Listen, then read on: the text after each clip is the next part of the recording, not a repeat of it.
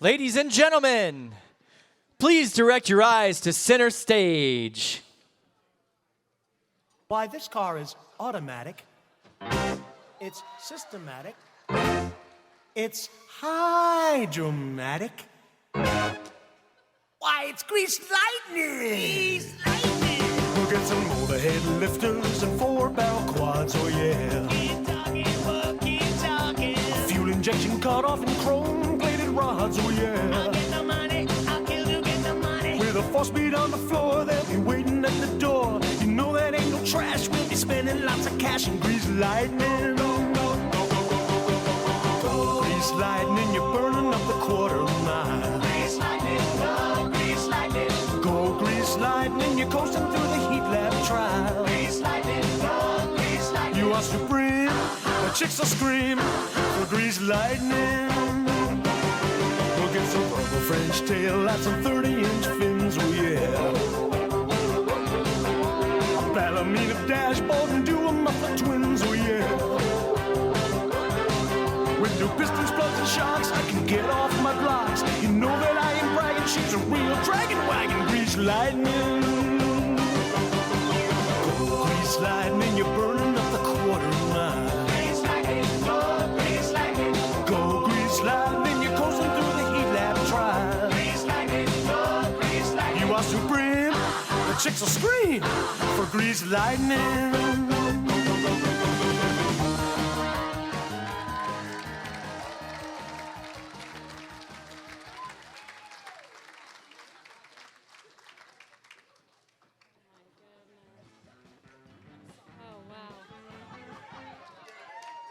Okay, yeah, give it up one more time for Danny, Sandy, and the Pink Ladies. All right. Hello, everybody. I am so excited to be back. For those of you who may not know me, my name is Emily Carlson. I'm Carl and Kaylin's daughter. I am the marketing director. I've been with the firm since 2016. I've been a Carlson since 2089, and I have another throwback for you. So my mom and my dad celebrated their 40th wedding anniversary this year. And so the two of them have actually been dancing together since my mom's senior prom in 1982. So that's the little throwback for you from the 80s, as well as, I guess, me as well. So yeah, the last time that I think I saw a lot of you was our Wine and Wisdom that we held. Our last one we had was in January of 2020. We did a Roaring 20s theme. I, as several of us did, enjoyed a good amount of champagne that evening. About a week later, I found out that I was expecting my first child. So yes, since then, since I've seen you all, I had my first son, and Carl and Kaylin, my parents' first grandson. So many of you have probably seen him tonight. Liam, I have more pictures. Mom and Dad have more pictures. There's plenty of pictures if anyone wants any more pictures. And I think, then I was just going to go over how the rest of the evening is going to go. So Carl's getting mic'd up right now. He's about to head back and give his State of the Economy address. When he's finished, we'll take a short 10, 15-minute break. You guys can grab another drink at the bar, coffee. We'll start trivia then, and as soon as trivia is finished, y'all will be good to head out. Each table is going to be a team, and you'll get to come up with your own team names. And this is the 5th Wine and Wisdom that we've done in the past couple of weeks, so I will add that we would appreciate if you made your team names appropriate enough, please.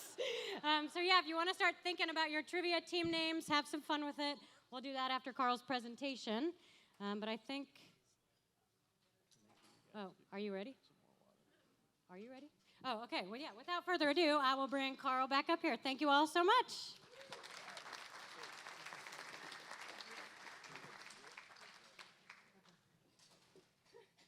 Thank you. Oh, all right.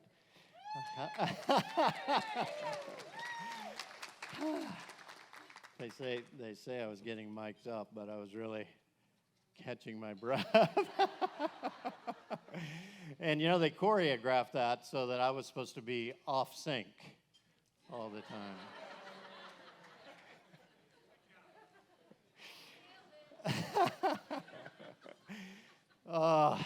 They were great, weren't they? Let's give the ladies another round of applause. Awesome job. Thank you. Oh, okay. I think as we go, I may try to introduce a few of our team that are here whenever I see somebody in here. The pink ladies may be out catching their breath. Oh, getting a little food. Okay. And there's Cheryl and Tina. Stand up, Tina and Jan. The pink ladies. Great job. Oh, and there's Dale, the hippie. Say hello, Dale. And Sean, the straight-laced financial advisor. Love it. Okay. So in the United States, we got a couple more back here now, finally. So on the right is our communication goddess, Wendy. All right.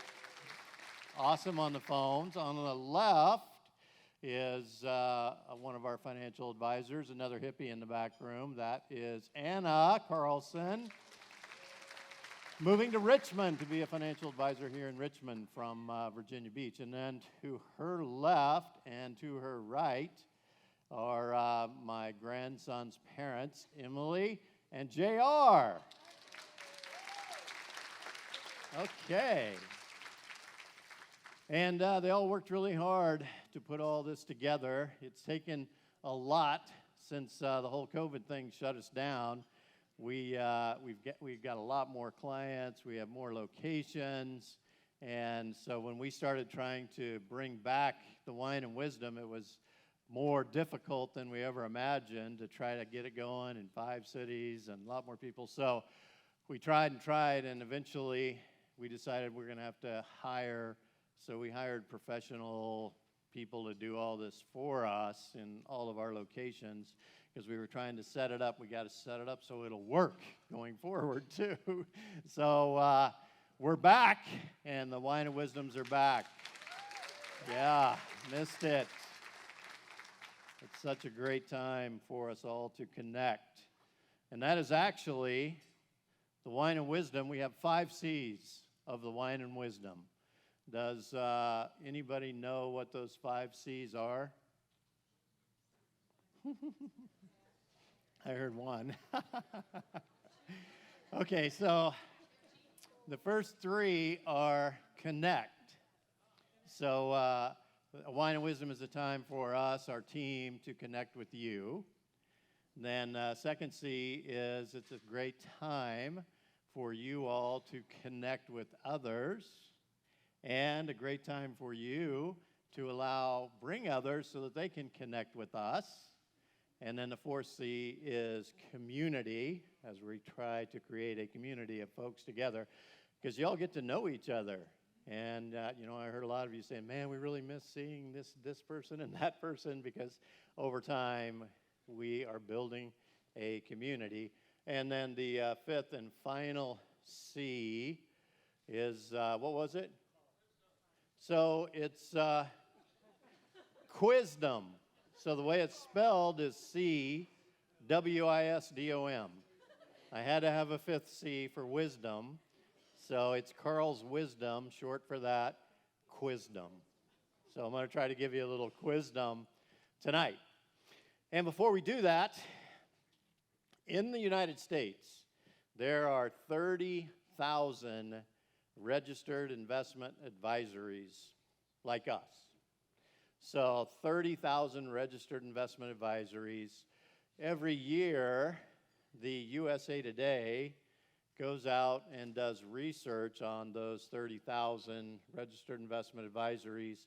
They look at their history, their growth patterns, any kind of complaints, and then they interview clients from those registered investment advisories, and they interview peers in the industry, and they end up, out of the 30,000, they end up selecting what they think are the best 500 out of that 30,000, like the top 1%. And for 2023, Carlson Financial was named one of the best 500 in the country by USA Today.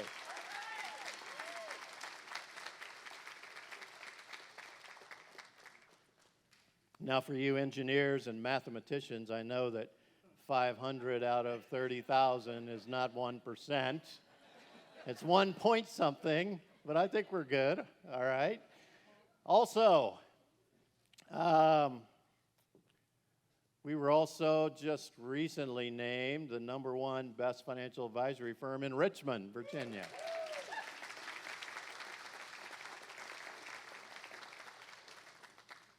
You know, this is, so we got named, and I don't have this one up here, but one of our TV stations in one of our other markets has what they call, the awards that they gave in 2023 were for what they called proven performers. And what they did was they went back to all of their advertisers on their stations, and they found that there were just a select few that through the whole COVID thing didn't lay off any of their staff, kept the whole team employed, continued to do business, and just ground our way through it. And they named just a select few in that city their station's proven performers, and we just got named to that. So that was nice for us, yeah. And of course, here you see us on Channel 12, WRVA. Now we're going to talk a little bit about something new that we've added to our Wine and Wisdoms. One of the things was, as we grew, it became harder to find venues. We like doing kind of select venues and cool little things. And with a big group, we were not able to do that as much as we wanted to. So we've now started what's called the Carlson Club. And that is for folks that refer someone to us and that person meets with us, then you become a member of the Carlson Club for that year. And then if that person that met with us becomes a client, then they're a member of the Carlson Club as well. And the Carlson Club, so by the way, if you refer someone and they become, make sure you refer somebody you like. Because you're going to be hanging out with them for a year at least. So then you're in the club for that year. So right now, 2023, we have 3 tables up here that are in the Carlson Club, and the Carlson Club members now get a VIP session an hour before the Wine and Wisdom. And so we have some hors d'oeuvres, some drinks, and then we talk about a few things that are going on that maybe we can't share with the entire group yet because there are things in the works and planning and things like that. So that's one of the benefits is the VIP session. Also, the Carlson Club members are always going to be at the Wine and Wisdom. They won't get on a wait list, which we try not to have, but if we have a wait list, Carlson Club members have priority to the Wine and Wisdoms. And then also we do something, well, a couple of different things just with the Carlson Club now during the year. So some special events, and I'll be sharing a little bit about what that looks like a little later. Okay, so that's the Carlson Club, and so we have these folks up here that have referred us to someone because they believe that what we do is awesome, right? Not just to be in the Carlson Club, but it's a nice benefit. All right, so let's give them a hand for that. We appreciate it. Thank you all very much. They got a little extra Carlson swag. Here, hand me that. Thank you. So little stuff like this. It's nice to be in the Carlson Club, isn't it? All right. And we hope every one of you are in the Carlson Club, so we'll look forward to that. And by the way, if you did refer someone to us and you're not up here in the Carlson Club, you don't need to let me know. let Cheryl or one of the pink ladies back here know So we were trying to put this all together. We may have missed someone that did that for us, and so we're sorry about that. But if you are, let them know, and you'll be in the Carlson Club for 2023. And if you refer someone to us now, then you'll be in the Carlson Club for 2024. And once you've referred and a certain number of people have become clients of Carlson Financial, then there is a diamond membership that is a lifetime member of the Carlson Club. So there you go. And it's less than 2,000 people.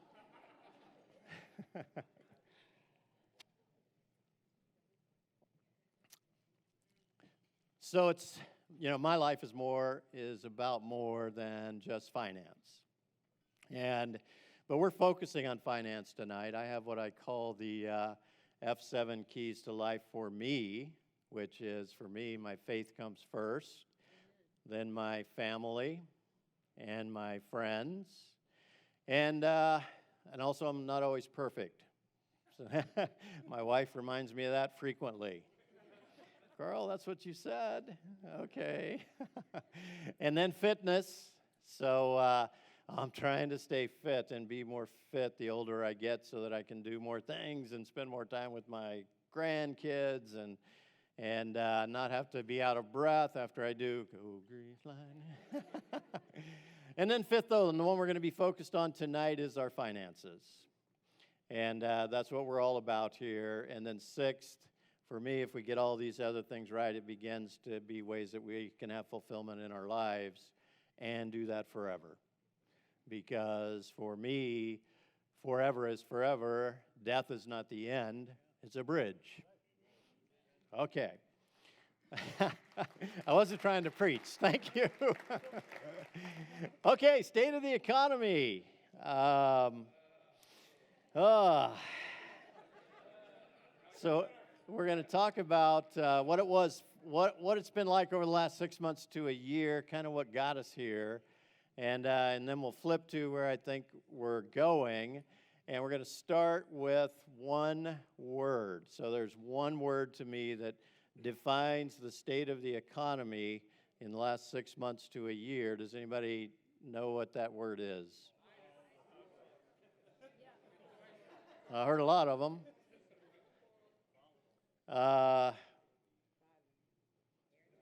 Inflation. Inflation.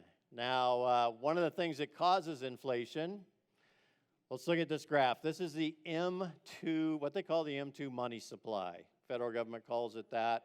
What that is all the money circulating in the economy. So cash in my pocket, cash in your pockets, money in our bank accounts, money at the registers, at all the stores. It's all the cash circulating in the economy. Now, back in the day when I was a bit younger, my father and his business partner owned a bunch of banks, but one of the banks that he owned, I worked at for a while.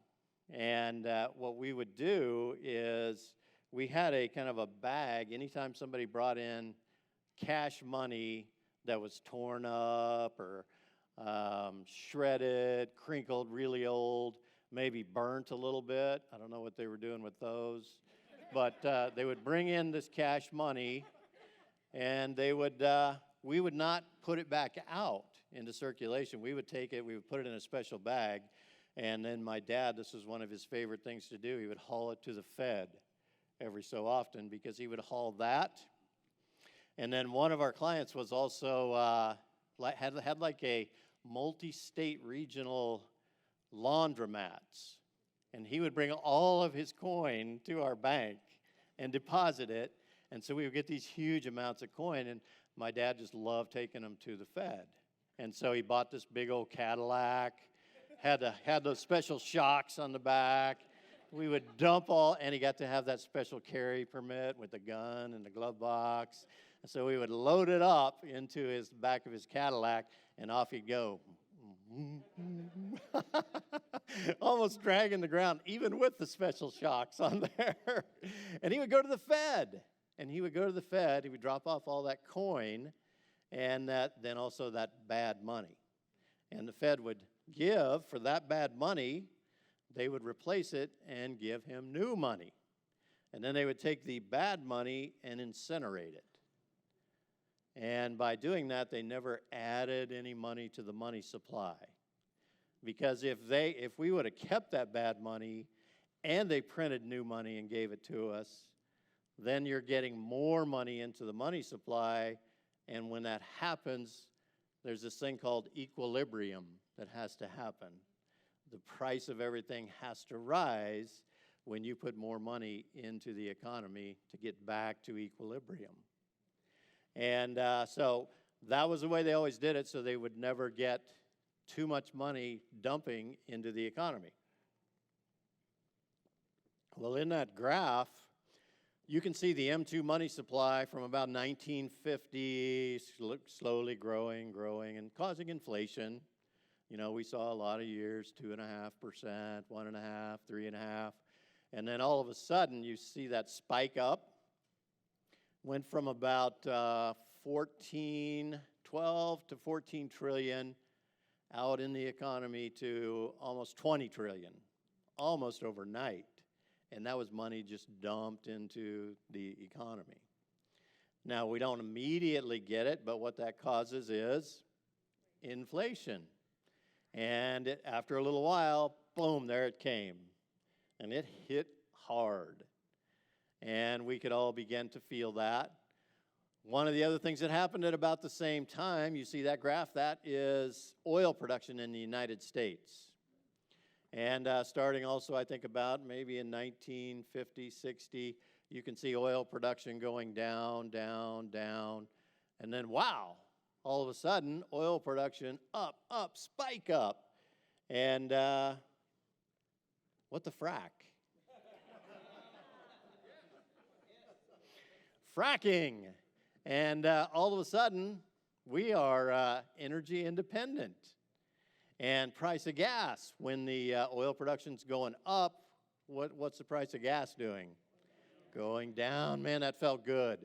I pulled into a gas station, maybe this was 5 years ago, and I looked down at the gas pump, and it said 99 cents.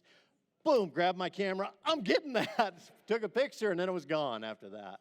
99 cents, and then there it went. When oil production, when did that happen? Do you see that big drop? Boom, 2020. Boom, oil production drops. And all of a sudden, what happens to the price of gas, diesel? Up it goes, adding to inflation. Diesel and gasoline costs ripple through the entire economy because everything is delivered with semis and using fuel all over the place. That lifted the prices of everything. Inflation just nailing us. Then, of course, about that same time, we get the war in the Ukraine and all of that green and blue. They have major winter crops over there. They have major summer crops over there that go out through the world. None of that production is happening. And so it's raising the price of things around the world. And then what happens? Interest rates are rising. What's the Fed going to do? Inflation's hitting. What are they going to do with interest rates? Well, we got to raise them. We got to raise them. Try to cut this inflation. Never mind, maybe just stop printing money. Raise the interest rates. This is an interesting graph. In the middle there, this is interest rates. In the middle, the high peak where they hit almost 21%, that was in about 1980-ish, almost 21%. And then after that, and by the way, 21%. So one of the things that happened, we'll get to that in a minute, all right? You see that the high. Then all of a sudden, down, down, down. Now, back even early on, you can see a few dips where it actually hit 0%, just for maybe less than a week, boom, 0 up. And then all of a sudden, happening in the 2010-ish time frame, you see them just plummet and zeroed out. Almost 0% for, that was 7 or 8 years.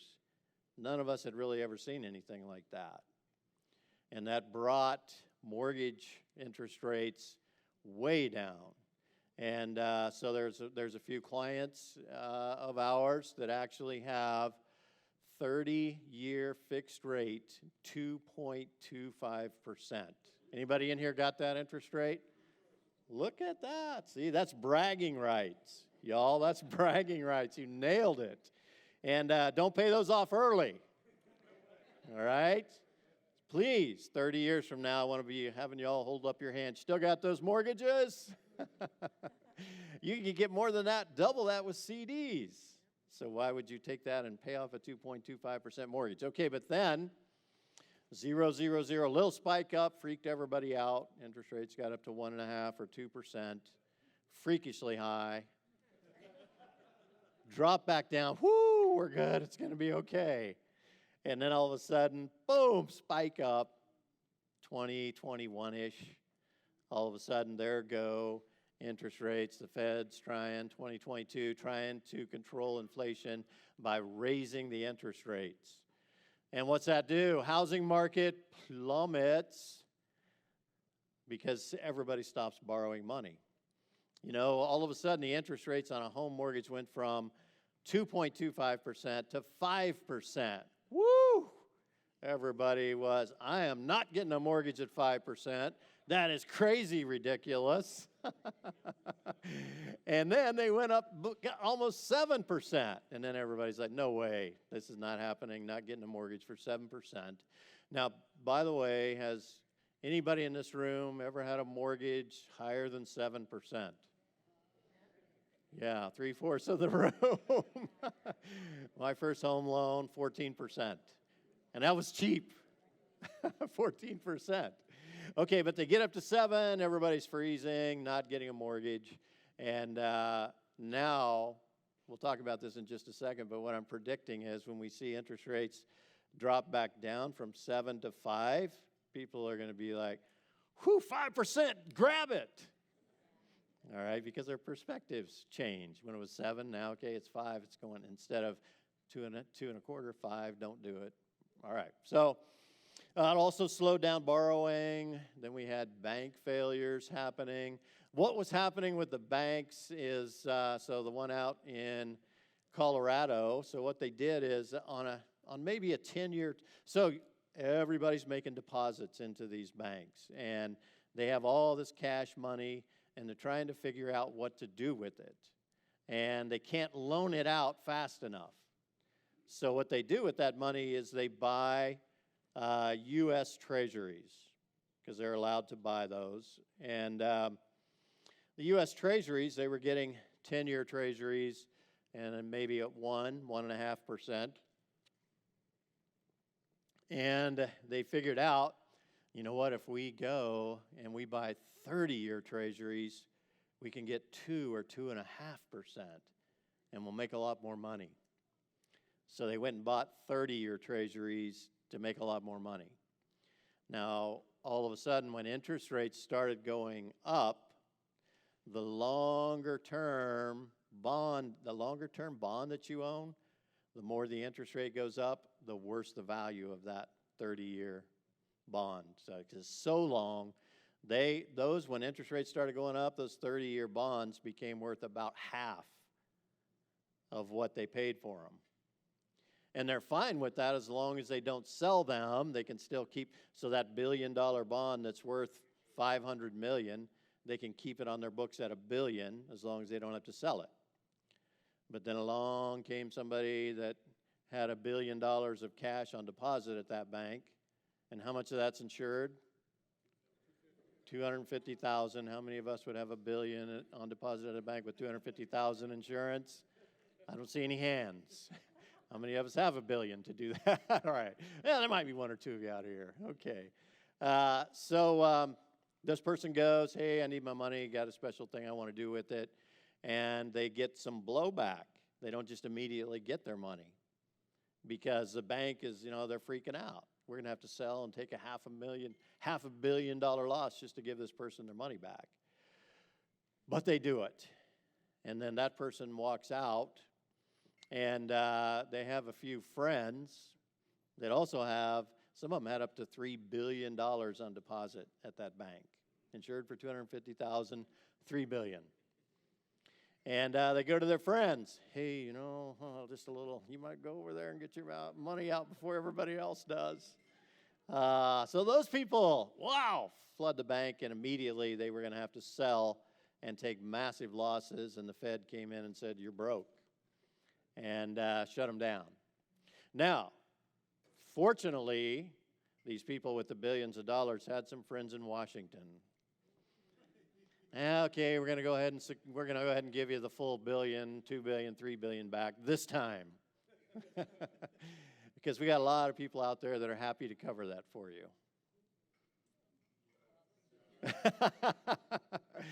Okay, so that was bank failures. That was freaking people out, and all of a sudden we just, all that impacts the stock market. Stock dropped a lot.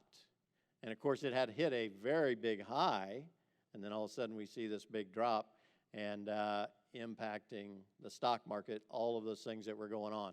Add to that tight labor. So the Fed is watching the labor market, hoping unemployment rate goes up so that they can stop raising interest rates, and the unemployment rate does not cooperate with them. This is the unemployment rate, I think since maybe 2000.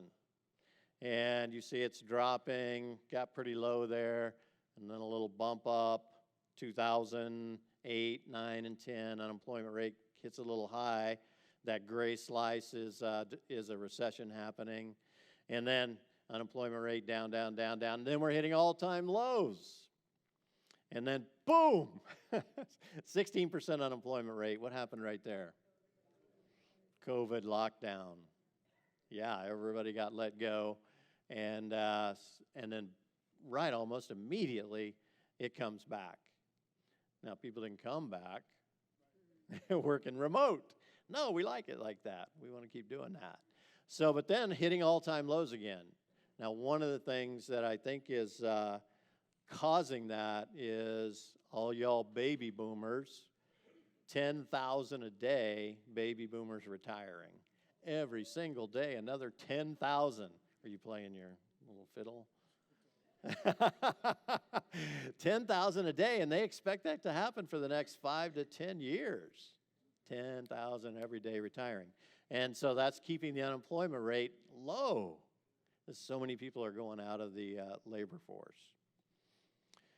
All that added up to a rough stock market. Now, on some of those graphs that I was showing you, if you noticed in the last 6 months to maybe 9 months, they were turning the opposite direction. The money supply was starting to go down.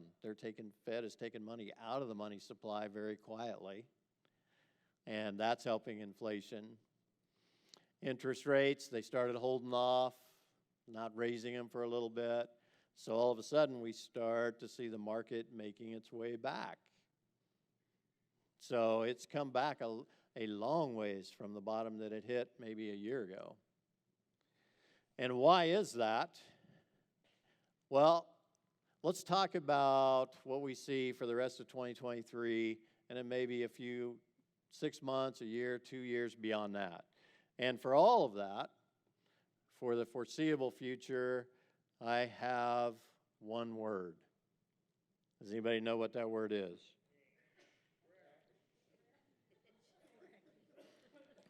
Fracking. It's not fracking, but it's good. Okay, I'm going to give you a hint. It's one word, 2 letters.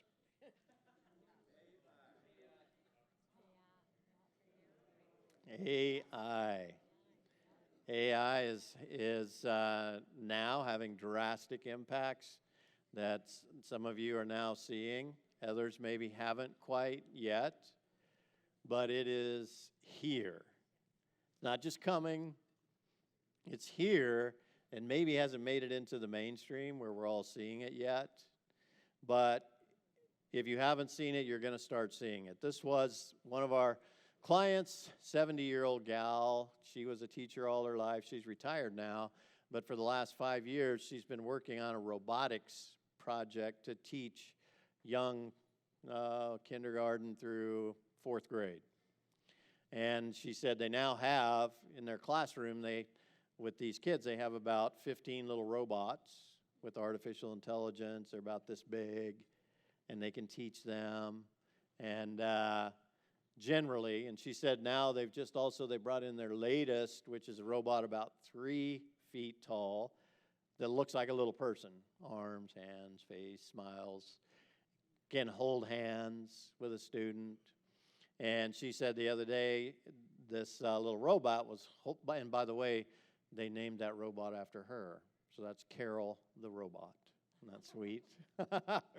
So that took the little kid's hand and is walking this little kid around, the robot is, talking to them, teaching them, sharing with them, and speaking in that little child's father's voice. And the father is running that robot from Afghanistan on his cell phone, talking to her, holding her hand. So it's here, and we maybe just haven't seen it all yet. Now, my favorite restaurant in the whole world for a really great steak. Does anybody know what that restaurant? Buckhead's. Yeah, I love Buckhead steaks. Not only are they really good, but they're consistent. They're always good. And so that's my favorite restaurant. But the other day, I'm talking to my daughter, Emily, and she's calling me on the phone because she's been hearing our presentations about AI and everything. She calls me up, Dad, and she was at her favorite restaurant. Anybody have a guess? McDonald's. Emily, get some culture. No, it's fine. So she's at McDonald's, and she's calling me, Dad. She said, when you pull up to McDonald's, there's always that little thing that at the drive-thru that is a little robotic thing. Welcome to McDonald's. And then the real person comes on, right? So she was used to that. But this time, the real person didn't come on. The robotic voice took her entire order, and she orders wacky stuff. I want this with mac sauce, with this, don't do this. And it was perfect.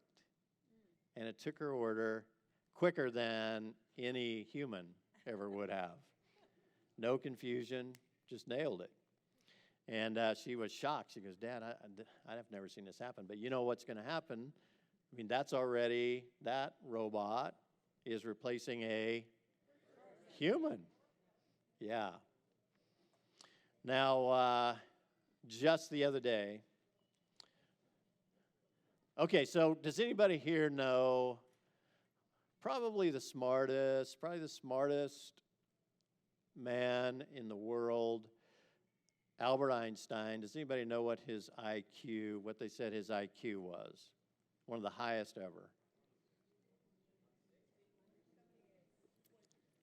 It's about 180. And people argue all the way from 160 to 200 maybe, but about 180 IQ. And one of the things that I like about Albert Einstein, he studied compound interest. He was fascinated with finances. And he studied compound interest to a very high degree. And he ended up very seriously coining what he thought. He gave a name to what he thought compound interest was. Does anybody know what he called it? He called it what? Ooh, that was good. Most powerful force in the universe and the 8th wonder of the world. Compound interest over time, because it's like a rocket ship. It's not linear, gradually going up. It's kind of slow, and then exponential growth. And so smartest guy, 180 IQ. So what they're saying is now an artificially intelligent robot within 2 to 3 years will have an IQ of 1,000. So we want them to be our friends. So I was watching this show the other day. There's a famous chef making a salad. There was a robot watching him make the salad, and they put it on video. The robot watched it 7 times. And they had the robot in the kitchen, And then after the seventh time, the robot made the salad. It went to the salad, went to the refrigerator, pulled out, cut everything, made the salad, and added a couple extra ingredients to it that made it better than the famous chef's salad. So AI is here, and it's building incredible steam. And it's going to be awesome, and it's going to be horrible. Good people are going to put it to great use. It's going to do incredible things. And there's bad people out there that are going to put it to bad use, and it's going to do really bad things. And it's going to be hard to stop it.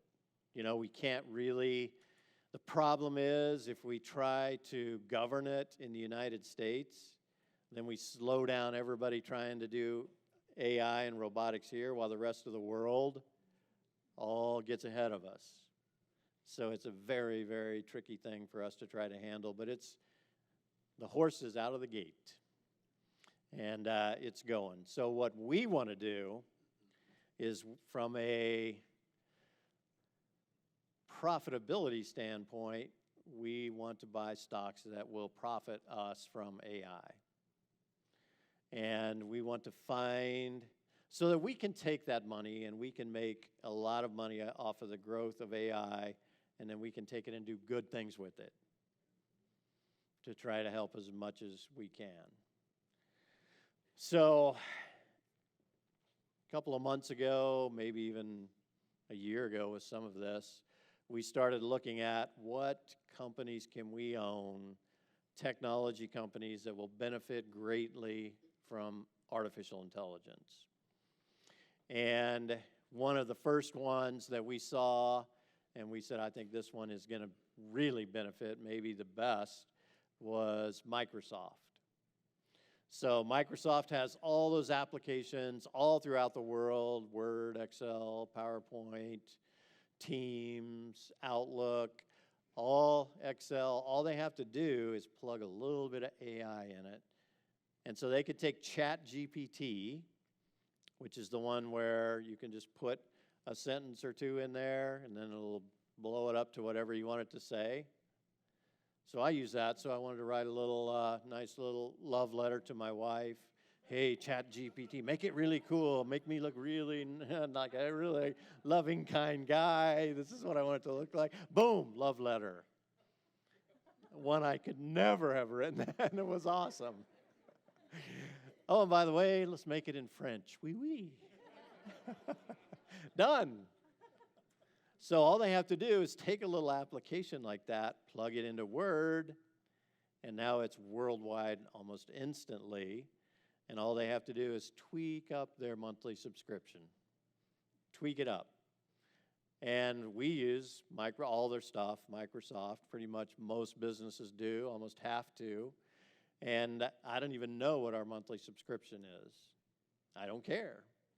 You know what? If they tweak it up, and one of my accountants come to me, hey, by the way, Microsoft raised our subscription price. What should we do? Oh, cancel them, get rid of it, throw it out. No. Why are you even asking me that question? Pay it. All right, so all of a sudden, Microsoft stock is going to be incredible, and we're going to see some massive growth from it. So we picked out others, and some of those that we picked out were that we're thinking are going to benefit a lot from AI. So Google would be an example. Amazon is poised to really take advantage of AI. Adobe already, now they're taking advantage of AI, drawing stuff for you. You just tell it what to draw. It's incredible. And so we have all of these stocks. So about 6 years ago, we started looking at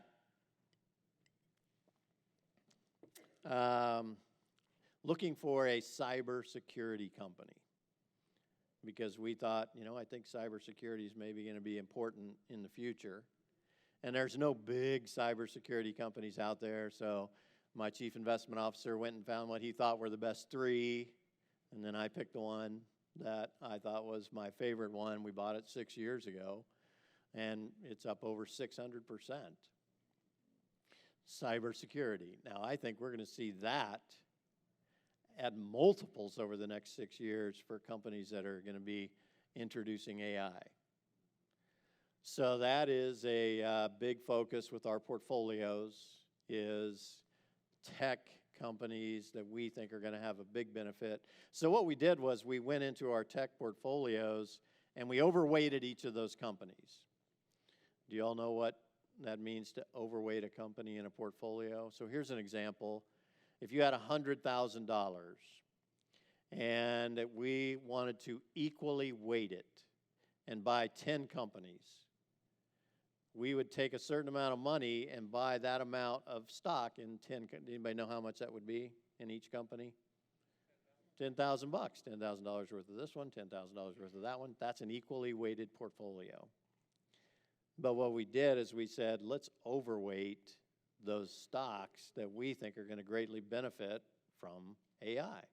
So instead of 10%, which would have been the $10,000, we said, well, for Microsoft, let's do 20,000, and let's take one out that we don't think is going to get as much benefit. So let's overweight this one, let's overweight this one, let's overweight this one, and which is really powering our technology portfolio. And I think that's going to work well for all of us into the future. Tesla's another one, and Tesla's in there too. So AI stocks, I think AI is going to be the future, and it's here. But here's a few technology items. Technology and like big data, the Internet of Things, machine learning, artificial intelligence, robotics, self-driving electric cars, 3D printing, biotechnology, nanotechnology, renewable energy technologies, satellite and drone technologies, and the metaverse. All this stuff. And it's all happening, and it's a locomotive that's coming. So what's going to happen? So I think right now we're already seeing it. The Fed is taking money out of the money supply. They're not raising interest rates quite as fast, and we're starting to see inflation going down a little. Now, as long as they don't take off and print a bunch more money. And right now there's the House controls the money. It's Republican, the other ones are Democrat, so they're fighting each other. And stock market loves that because that means nothing happens. Okay, just let capitalism roar. That's what the stock market likes. And so inflation is starting to go down, and that is helping the stock market. So the stock market's starting to pick up, seeing inflation decline.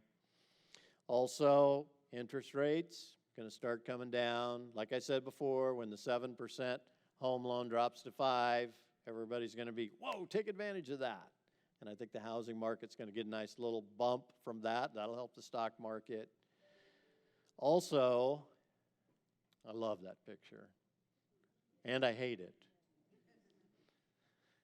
Also, AI is going to make the unemployment rate start going back up. And that's already starting to happen. You know, I heard it from Emily.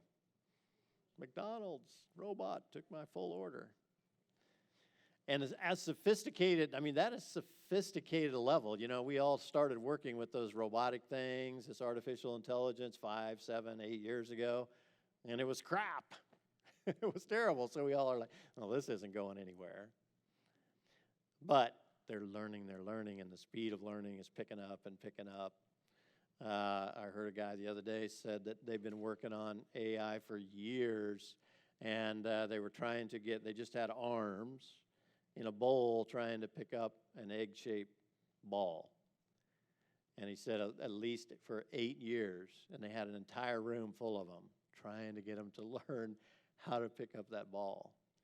And he said, this was maybe about a year ago, first one, grabbed it. And then all of a sudden, all of them, boom, boom, boom, boom, boom, boom, boom, boom, grabbing the ball, grabbing it better than anyone in that office could grab it. And the speed of that is going to be incredible. And so again, we want to take advantage of that for our portfolios to help build your wealth. and in companies that are not highly risky. You know, Microsoft, Apple, there's another one. They're probably not going to go broke, but they're the ones that are going to have this massive benefit from technology. Now, my key for as we go forward, the key here is expect the unexpected. So there's so many things out there, and you know, who expected a global pandemic? So expect the unexpected as we move forward. Just get used to it. And you can expect the unexpected not only in bad ways, but I think we're going to see it in some good ways. So expect the unexpected is, I think, what the terminology I want to use for us as we move forward. Now, I was talking about earlier about the Carlson Club. Y'all remember that?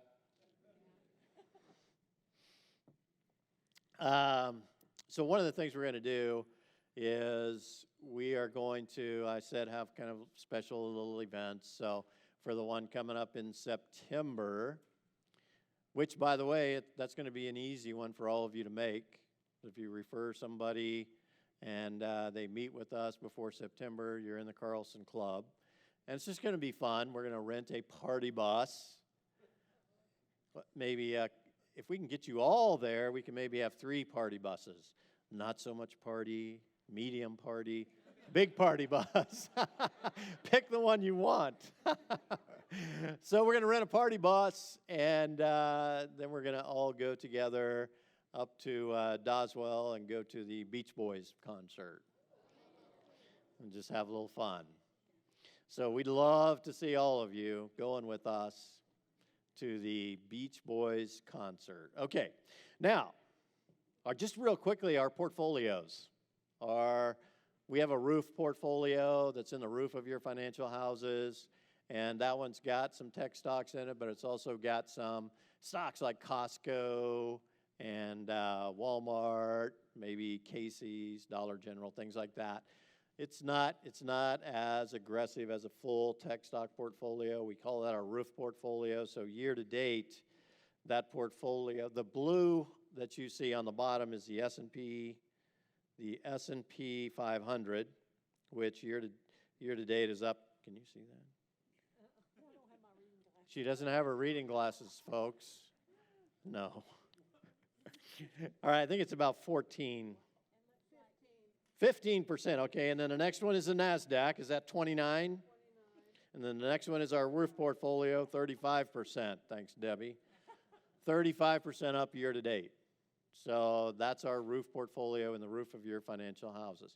Now, we also, for a lot of you, we have what is called fixed indexed annuities for the safety.